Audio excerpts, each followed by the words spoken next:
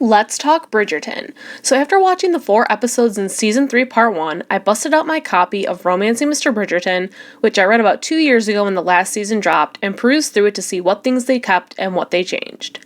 So one of the major things was that Penelope never was courted by Lord Debling in the book. I get why they did this in the show though, to make Colin jealous and realize that he truly has feelings for Penelope. I don't mind this change. The hot air balloon scene never happens in the book. I have to say though, when I saw Colin in this outfit, I'm like, something is going to happen in this scene because he has this fancy striped vest on.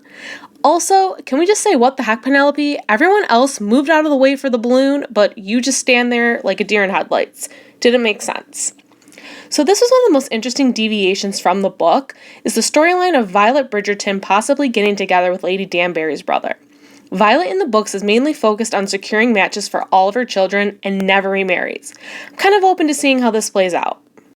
Let's talk about Pen and Colin's first kiss. So the scene in the show is very similar to the book, with Penelope lamenting how she's never been kissed, and a lot of the dialogue from the book is in this TV scene, and I think that's why it's such a great moment between the two characters.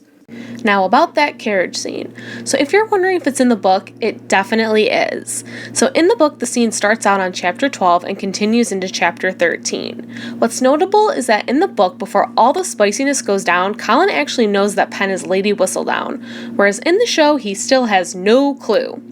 And how things play out in that carriage on the show is a tad different from in the book. I'll leave it at that for you to check out chapter 13 to find out what I mean. I'm very excited to see how Season 3 Part 2 pans out, since we left Colin in a state of bliss with Colin proposing to Penelope, but since Colin still doesn't know who she is, I'm sure he's going to find out, and this is going to cause some conflict and create a wedge for our newfound lovers. Let me know in the comments what you like and what you don't like about this season so far.